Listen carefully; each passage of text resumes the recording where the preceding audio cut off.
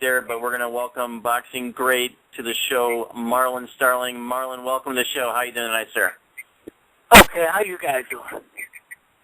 Good, man. Doing great. Glad you can make it. Hey, my pleasure, man. We tried to have Marlon on at the end of last year, and unfortunately we had some communication problems and a little bit of confusion going on, so he wasn't able to make that show. But you know, hey, what better way to welcome in the new year than having Marlon Starling joining us on January 1st. So thanks for joining us, Marlon. Hey, my pleasure, man. You guys are fired. No, Jeff is fired. Jeff doesn't communicate very well sometimes. No. Hey, Jeff, how you doing, Jeff? He can't get a text message, and you can't send him a text message. You got to call. I know. Y'all tied me up with that text message. I'm not used to my old-fashioned dude. Well, we have to mail you a letter, I guess, right? How is that? Come on, now, y'all. Well, we could at least, maybe we could have went to his MySpace page and messaged him there. That would have been what we could have done.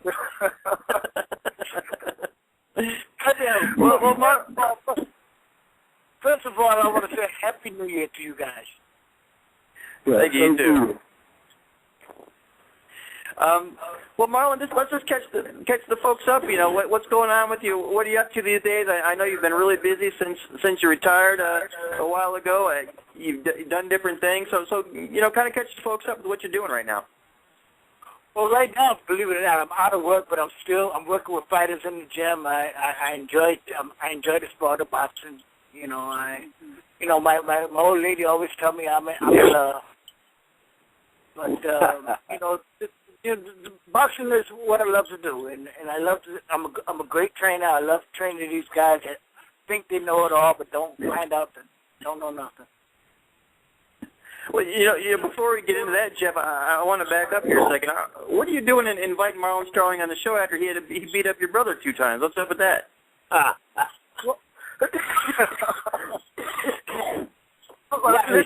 Listen, guys. No, I fought a tough Floyd Mayweather, and they talk trash.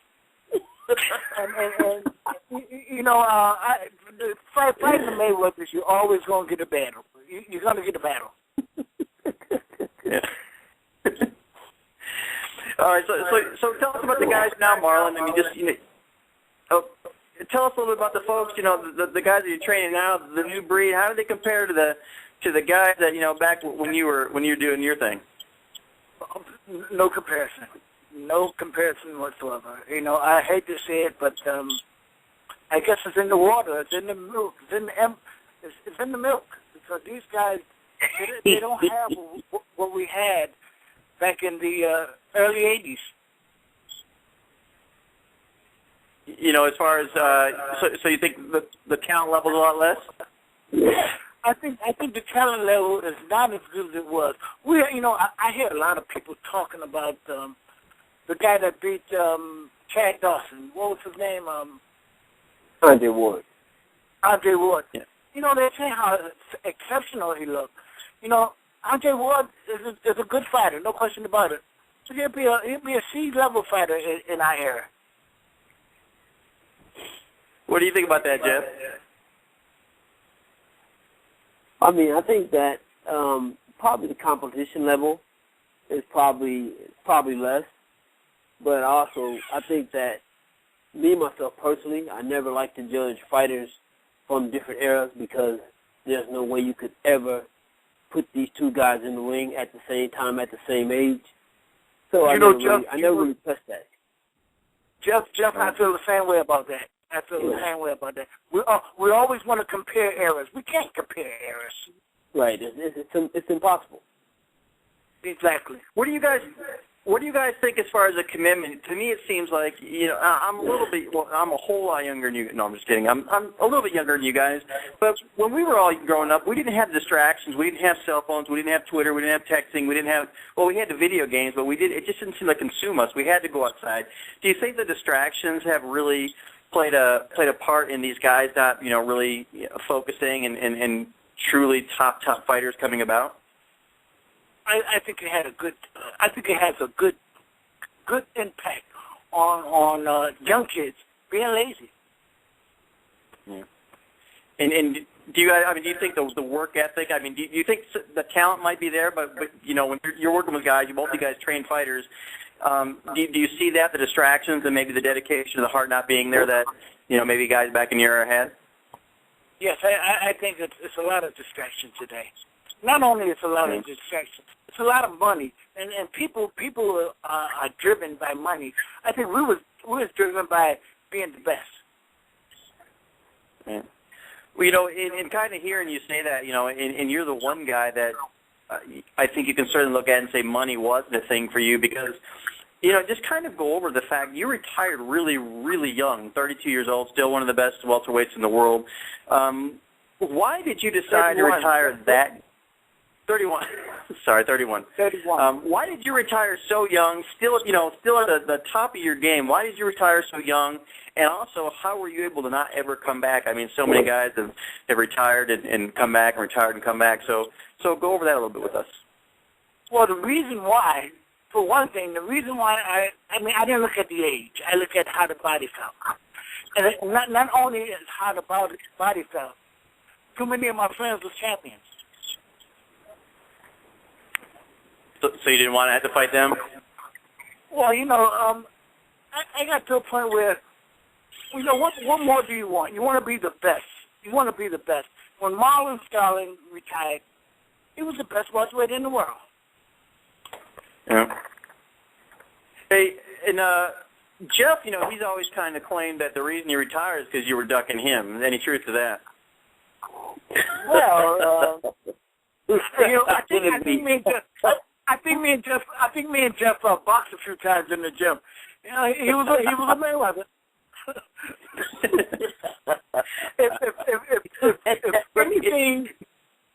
if anything, those Mayweathers have, they have that will to win.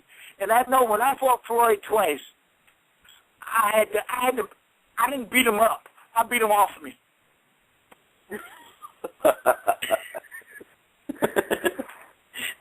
Anything you say to that, Jeff? I never seen the fights. I just know about the fights. I know the press conferences I've seen and things like that, and you know, and I know there was a lot of trash talking. So, but that's all I know. I mean, I never actually seen the fight. Well, with me and your brother. Yeah. Well, when I fought your brother, Jeff, he talked so much crap. I mean, he fought so much crap. Like I said, I didn't beat him up. I beat him off me.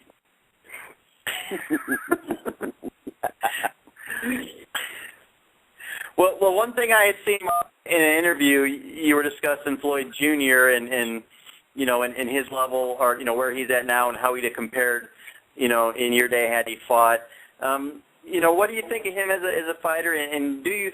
I guess you had said you don't think he'd be undefeated if he'd fought back in your time. But how do you think he'd have stacked up against the better fighters back then? Well, I think with Floyd Jr. Floyd Jr. he's not what you call real fast, but you know, he's very sharp. I think with Floyd Jr., I think you have to give him a lot of feints, and you have to keep him in the middle of the ring. He's a good fighter, no question about it. But, you know, in my era, he's beatable.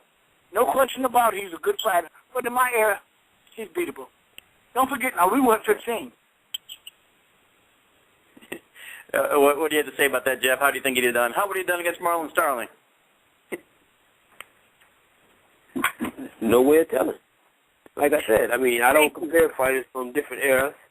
So, I mean, of course, I mean, me, myself, I feel Floyd would have been a great fighter in any era. Doesn't matter. Yeah. Right.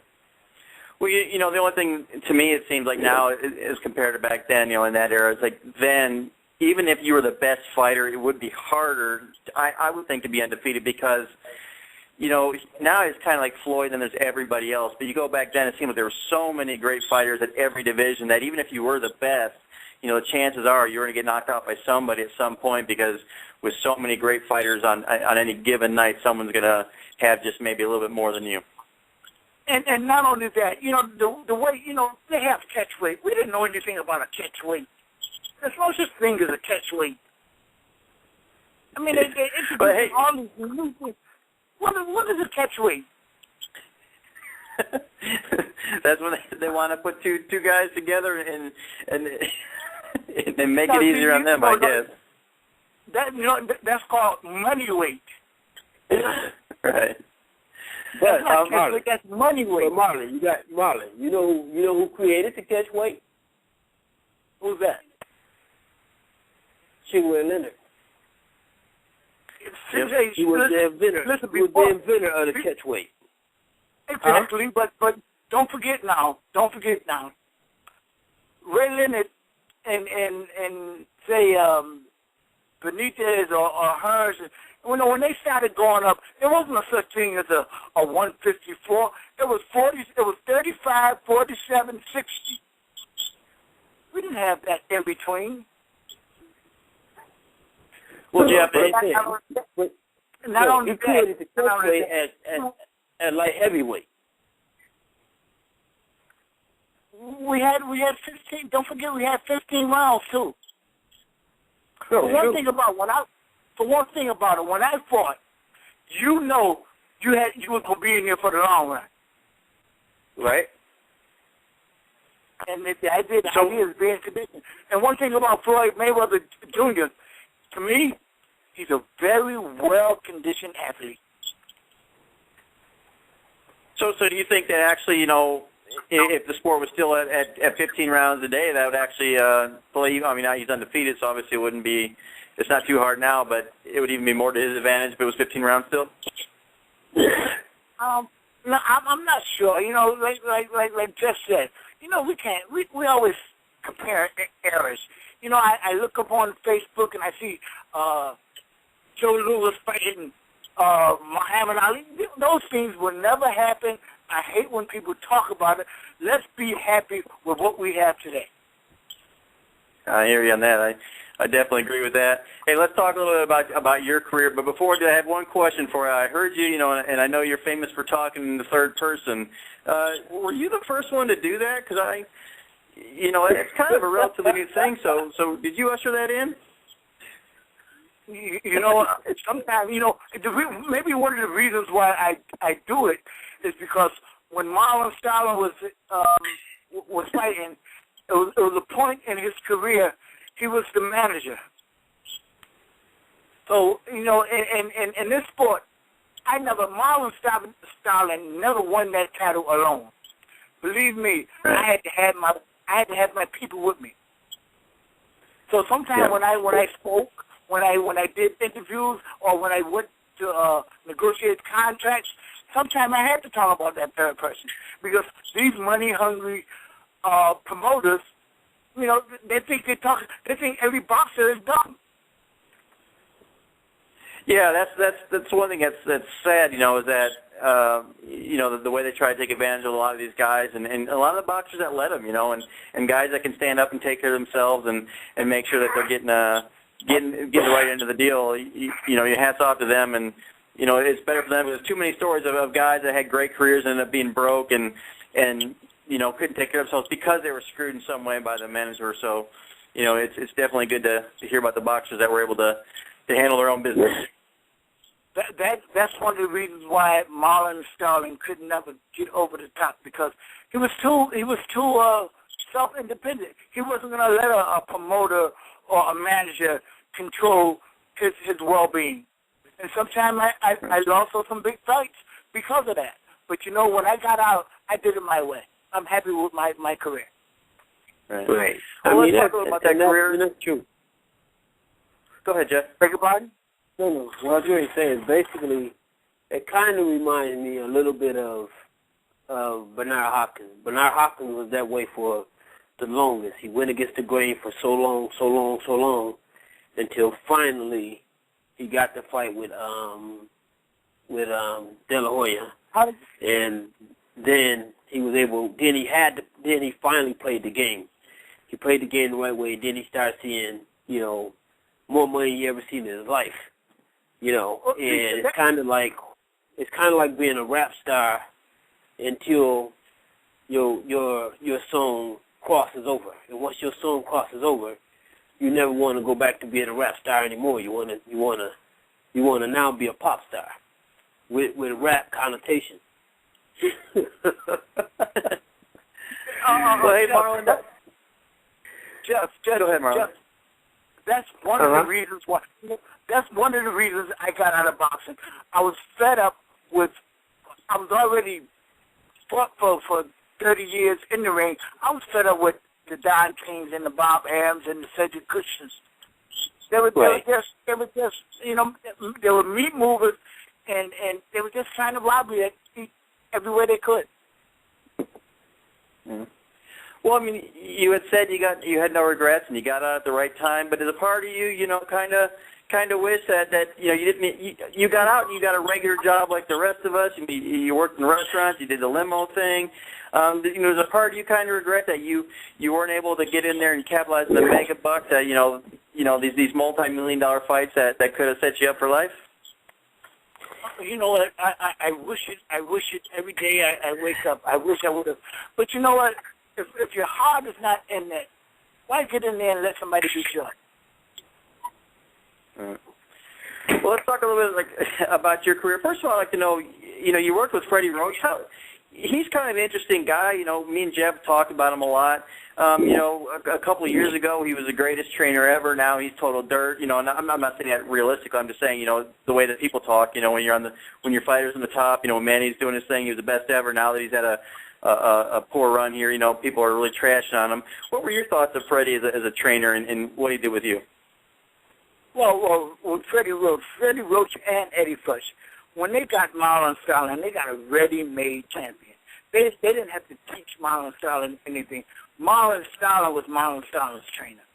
Freddie Roach was my commissioner, and he was one that looked over things. But, you know, when it comes down to the training, Marlon Starling was really Marlon Starling's trainer. And those guys would tell you themselves. You know, Eddie Fuch, God rest his soul, he knew that Marlon Starling, because I've heard an interview where he said, I got a old-fashioned ready-made fighter. And same thing with Freddie Roach. He know when he didn't have to do nothing but make sure that I was doing the right thing. Right. Now, Jeff, we talked about that quite a bit as far as trainers, you know, and guys like Freddie Roach are other ones that kind of get guys right at the top of the game, and that kind of, you know, people maybe give them more credit than they deserve just because they happen to have a hot fighter at the time. So as a trainer, I guess it's kind of strange asking you this, but, you know, how important is really a trainer? I mean, you know, if you have someone like Marlon Starling in his prime, you know, Manny Pacquiao when Freddie got him, you know, how much of a part do you guys really play in their success, and do you deserve?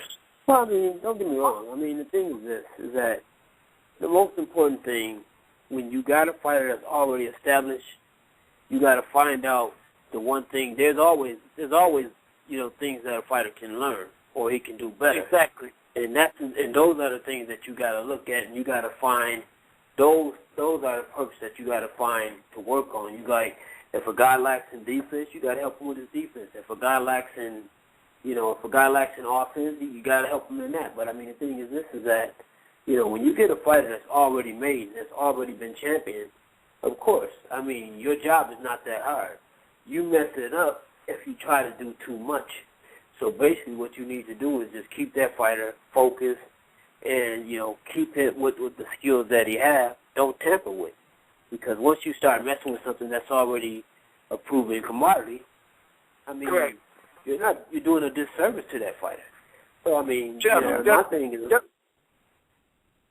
my thing as a trainer is, go ahead. Jeff, you know, because you've been around some of my training camps when I was in Vegas back in the day. You right. know that the boss, the real boss in that training thing was Marlon Starling. I mean, Freddie Roach and Eddie Fuch, you know, they did a great job with me. But you know what? They didn't have to do that, but pick out little things that you know, sometimes you slack or you could, you know, I had a fight. I had a fight on HBO. It's a matter of reminded. Exactly. Sometimes, you know. And I mean, I had a fight on HBO, It was my last fight under contract with my promoters, the last fight under contract with my managers. And I did after the bell. The only thing I can say happened in that fight was I got too comfortable. Now, that's the Marlon fight, right? That's the Marlon fight. Yeah, that's a famous fight.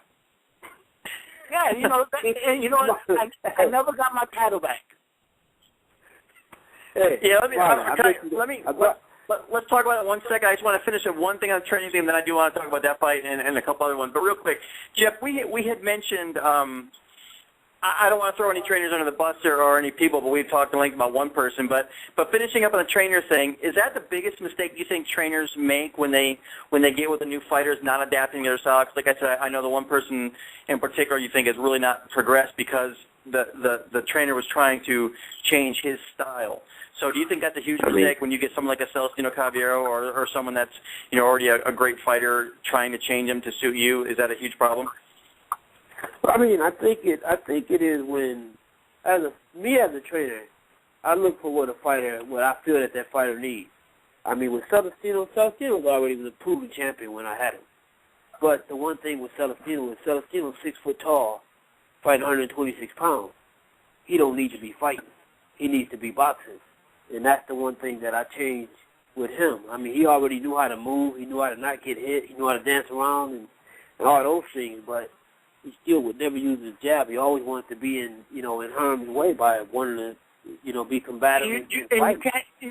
You can't make a boxer try to be a fighter. I mean, you can't make a boxer to try to be a fighter. You can't do that. What I did was, if you want to fight, I'm going to box you. And if you want to box, I'm going to fight you. I did it all. Right. Well, let's get to that infamous Tomas Molinares fight. Originally it was you lost the fight. They overturned it, became a no contest, but he still got to keep the belt. All these years later, do you regret how it was handled? Did it piss you off, or what are your thoughts on that fight? I want my belt. I want my WBC welterweight championship belt. So how does that? I mean, Jeff, let me ask you: how should that normally handle? If it's something they overturn later on, should they have? Did they make the right decision, letting him keep the belt, or should they give him the belt back, or how is that normally handled, or should it have been handled? I should have got the belt back, but what? I should have got the belt back, but you know what? Today, it's not the belt that brings the money; it's the title that brings the money. Right. Well, you actually. Let's talk about a couple of these other fights. You had 2 fights with Breland. Just your thoughts on those. Great fights. You won one. You had a draw there. Thoughts on Breland as a fighter? It seemed like he was when he was an amateur, he was the greatest ever, and he had a really nice pro career, but just didn't quite seem to live up to what people thought his capabilities were. Well, one of the reasons, they brung him up a little bit too fast because he shouldn't have fought Marlon Starling at that time. He wasn't strong enough for Marlon Starling. When I fought him the first time, I fought him from the heart, and I dogged him, right? But the second fight, I fought him from the head like you're supposed to, and I had no problems. I mean, that first fight with Breland was the worst fight I ever fought in my career, and I won the title. And Jeff, what were your thoughts on Breland? I believe, didn't you at one time say that you thought he was the greatest amateur ever, or what were your thoughts on him and as far as his pro career? And did you see the fight he had with Starling? Yeah, I tell you what. I tell you one thing. I mean, I'll tell you one thing about Mark Breland. I boxed from Tommy Hearns to I boxed a lot of good professionals out there. Mark Breland jab hurt like most guys' right hand. Really? And people always say, Breland's going to be people said Breland's going to be a easy fight. Breland was one hell of a fighter, but we really couldn't see it because he wasn't seasoned enough to fight Marlon Starling at that time.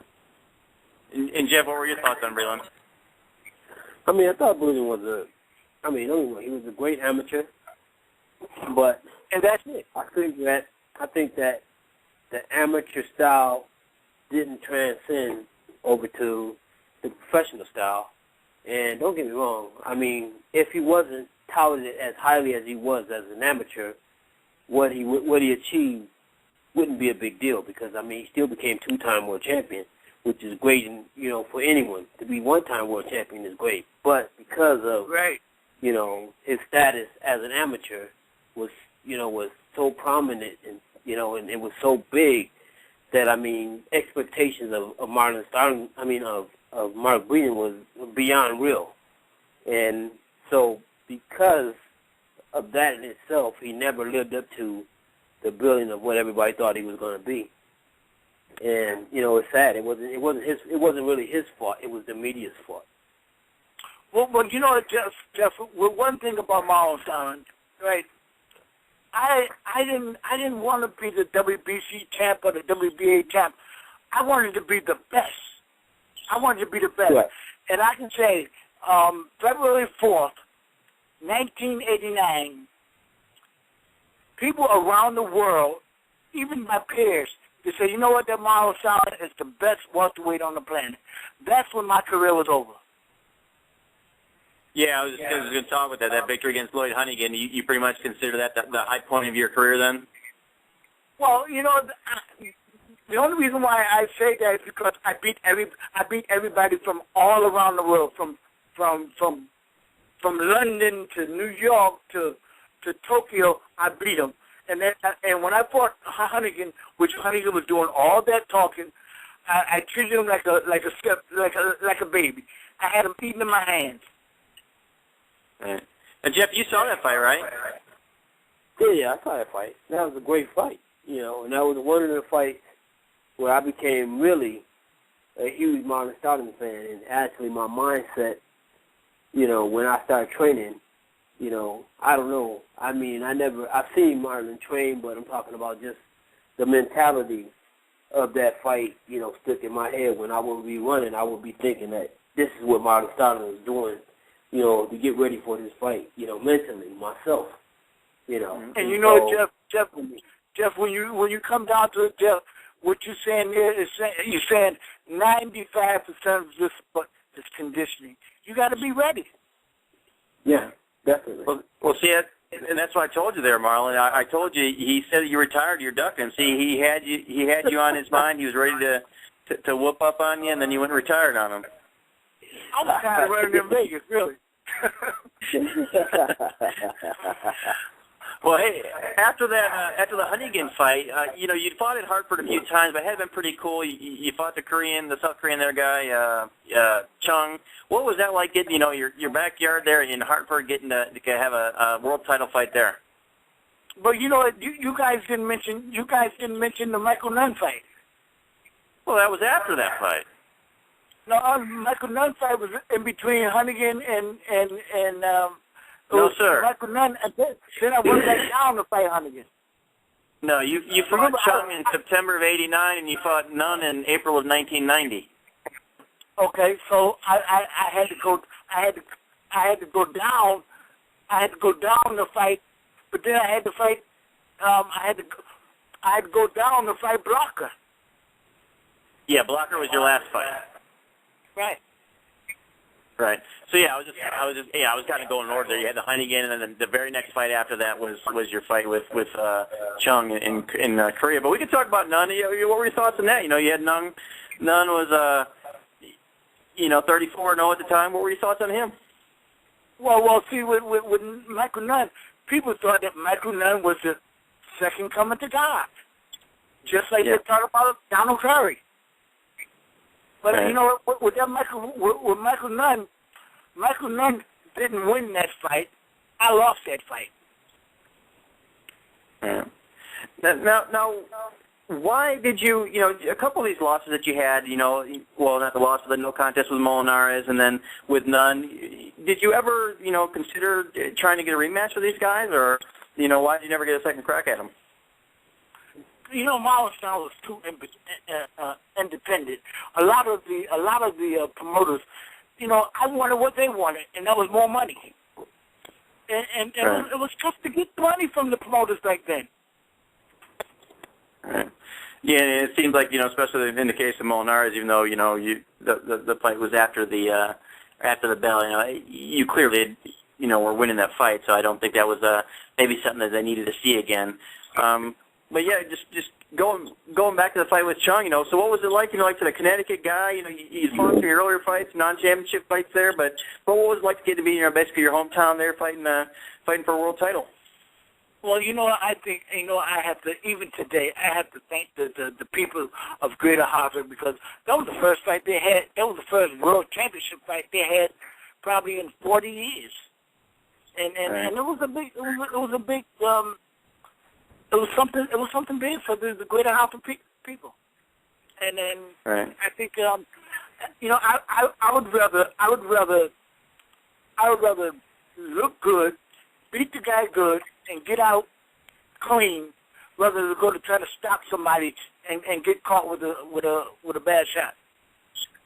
Right. Well, yeah, and then the other Connecticut guy, or somebody you'd worked with there recently was Chad Dawson. You actually had sparred with him, and what are your thoughts on Chad? And do you think he can come back? I think when you wait, you rust. And I think right now maybe Chad's career is over. But Chad had too much ability where he should leave the boxing game alone, because Chad could be a good fighter. I mean, it wasn't like this guy beat him bad. I think Chad's heart wasn't in that fight as much as he wanted it.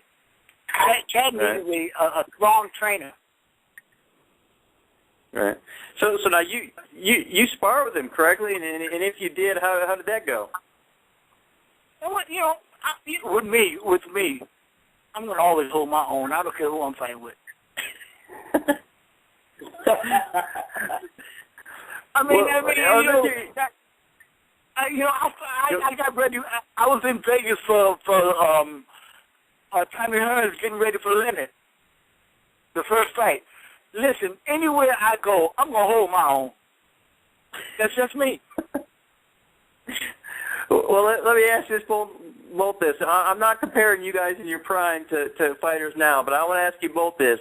If you put your mind to it and you decided you were coming back and you were going to put all your mind into training, where would Marlon Starling be as a fighter right now? How would you rank with the current guys? Oh, definitely. You know what? You think Pacquiao and Mayweather would be a good fight? Me and Floyd will have a good fight. So you think you can still hang in there with them? Oh, you know what I need? I need John Coffey. You know who John Coffey is? You know who Jeff? Jeff, do you know who John Coffey is? I know Jerome Coffey. No, John Coffey. Do you know who John Coffey is? The guy who played in the Green Mile.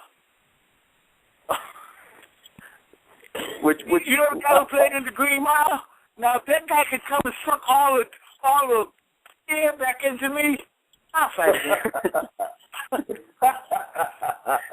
I mean, if he can clean my body out to where my body is 30 years old, I'll come back. So, Jeff, what about you? Where's 87-year-old Jeff Mayweather stack up if he came back? Hey, Jeff, we're doing the right thing. We train the fighters. I could be a couple guys, but that's about it. Hey, you know what? Give me a round or two.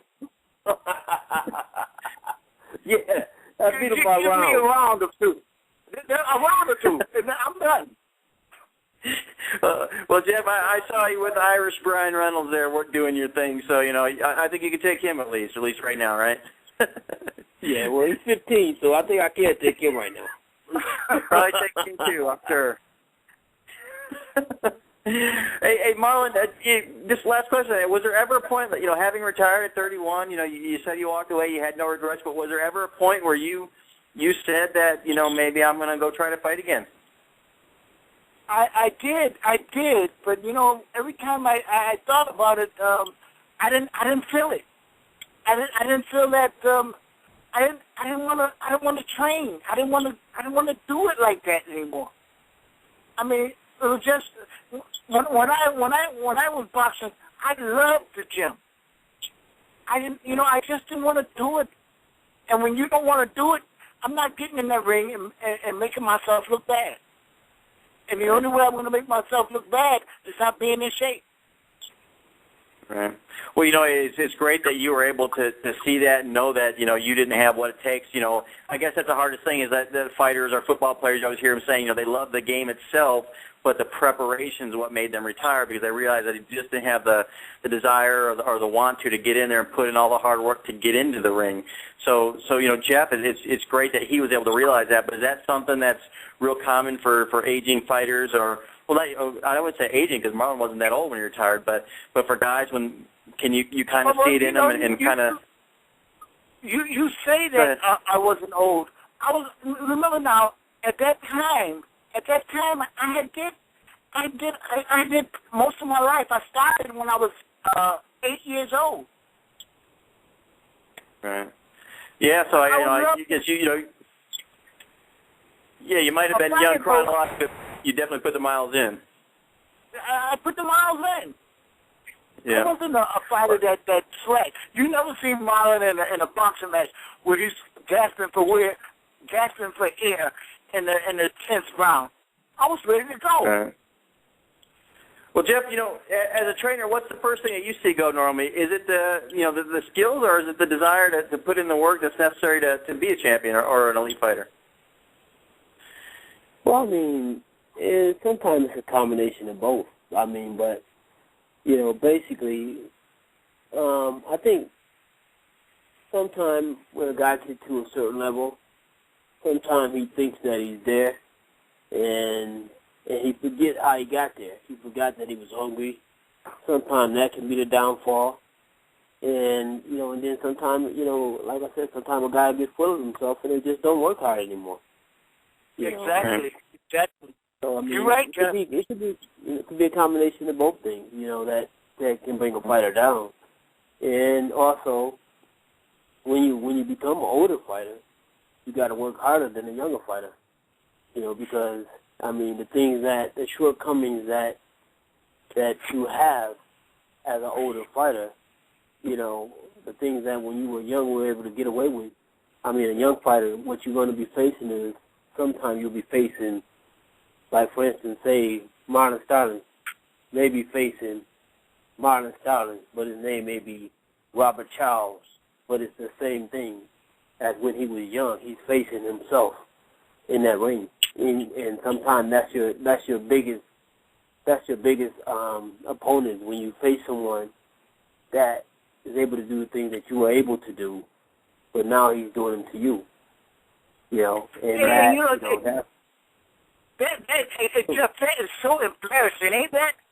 When you can see it, and you can see it, but can't do it.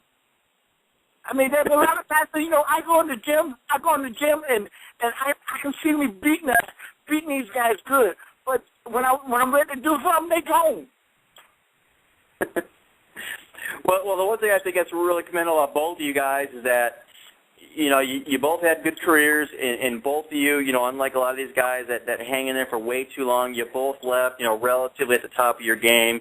You both knew, because, Marlon Jeff was kind of said the same thing as you. He knew that his heart just wasn't in anymore. Well, I guess yours was a little different. You said you felt older, but, Jeff just knew his heart wasn't really in fighting anymore, and he didn't want to, continue with the sport, knowing that, if he couldn't give it at all, that he didn't want to go in there and get knocked around anymore.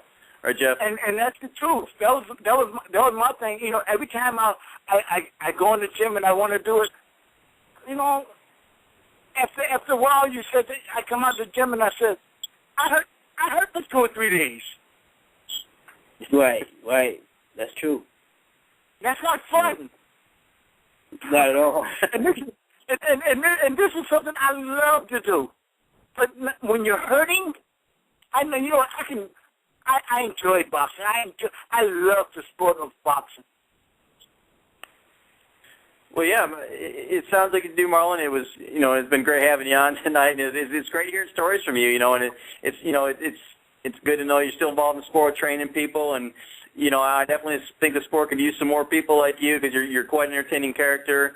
You know, is there anything else you want to wrap up as far as, you know, telling the folks anything you have to add? And also, you know, tell them where they can keep up with you. I know you have a Facebook where they can snail mail you. Don't text you, we know that, but you know, do you do Twitter or anything like that? Well, listen. I'm a trainer I'm a good trainer looking for some good work. I'm not a babysitter.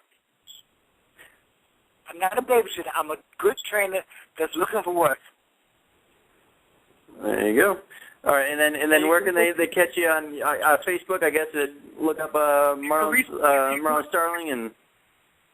Oh well, you can reach me on my email. My email is magiciknow@yahoo.com, or either on my Facebook page. And then you got.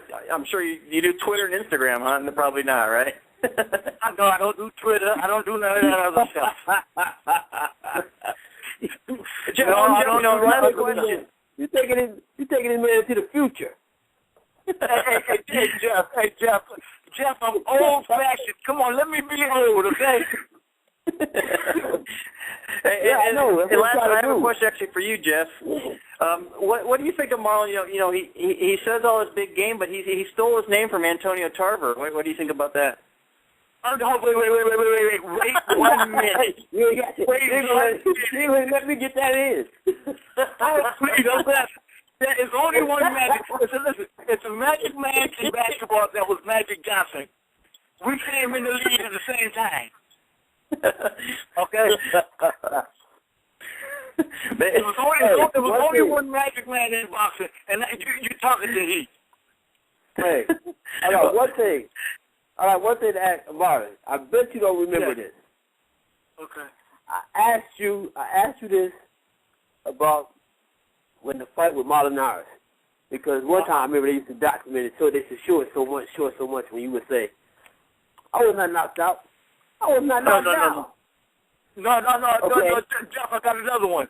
Do I look back out? Hey, Jeff, let me tell you something, Jeff.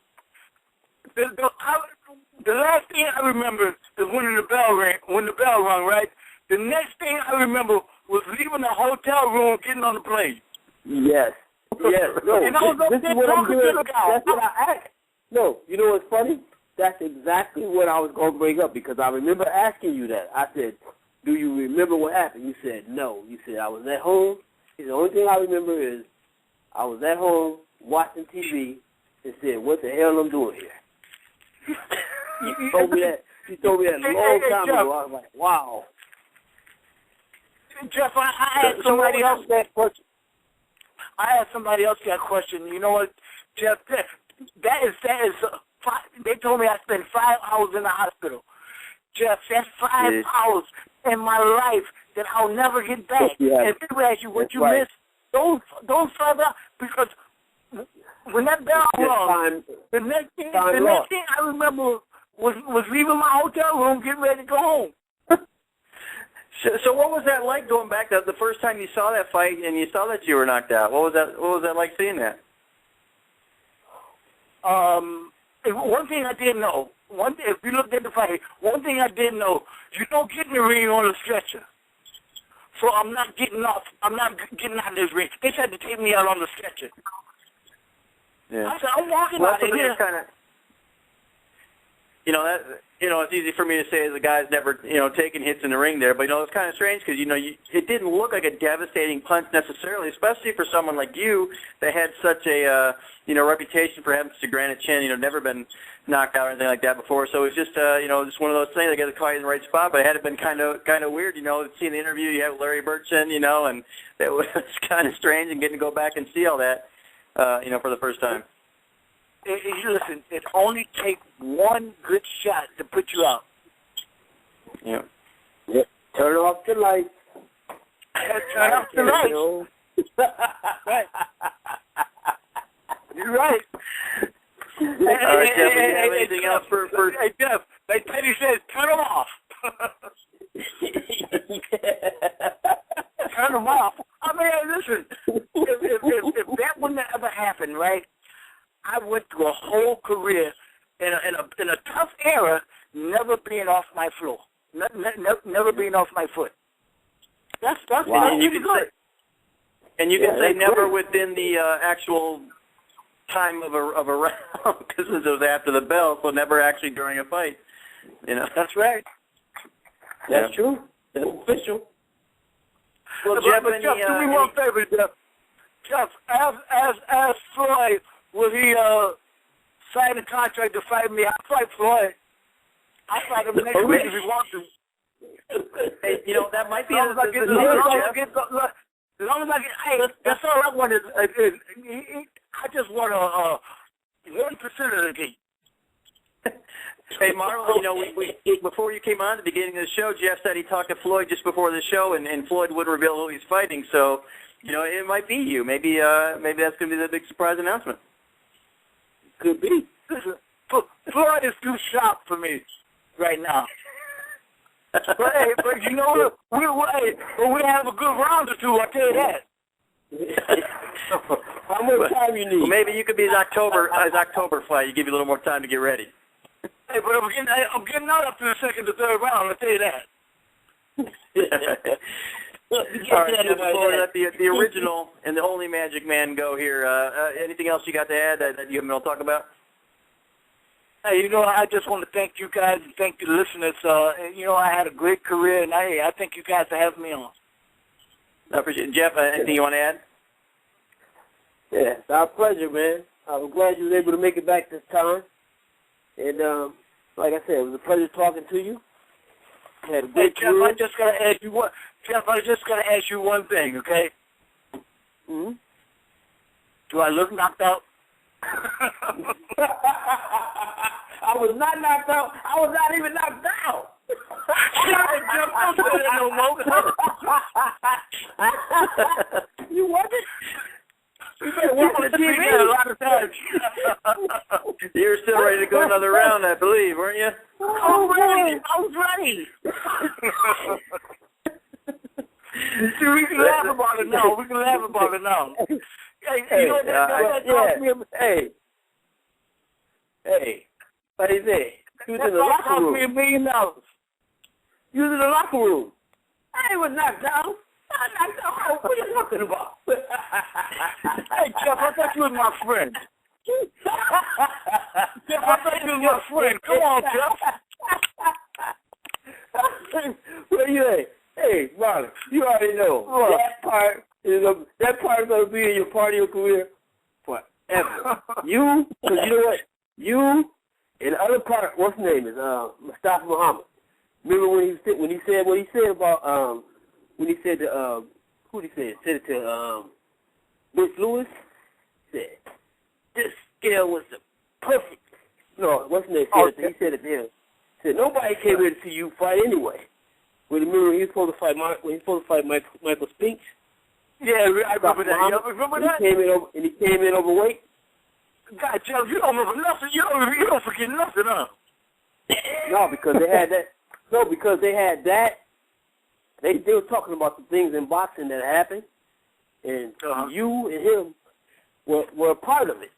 That's why I remember it so clearly, because you two were a part of it. Because he was like, Mustafa said, no, Bruce Lewis said, this scale right here was perfect. No scale has ever been calibrated more perfect than this scale. And then Mustafa said, nobody came here to see you fight. You can shut up with all that stuff. I know. That's it. You remember those? Hey, Jeff, you know, back in our era, we had a good time. One thing about it, I had a good time with the sport of boxing, and I respect what they're doing now. We just need better fighters. Yep. You have a man of many words there. Yes, sir. Did I lose it there? All right, well, we're about out of time here. So, Marlon, appreciate it. It was great having you on. We'd love to have you back on any time. It's great catching up with you and hearing that you're doing pretty well. So hopefully the training thing really takes off for you. I'm sure some young fighters could do worse and get some guidance from you. So I really appreciate having you on tonight. Hey, man, I thank you guys. Hey, Jeff, we'll see you in town. All right. Appreciate it, man. Go ahead, Jeff. Okay, you guys. Once again, you have a customary. This is my customary sign off. You ready? All right. Take care. All right. Bye-bye. All right. Oh, hey, Marlon, real quick, if you missed the show, you wanted to catch it, Marlon, just go ahead and text Jeff's page, and we'll have the link up there for you. Okay, thank you. I appreciate it, guys. All right. All right, take care. Thanks, Marlon. Yeah. Bye. All right, that was Marlon Starling.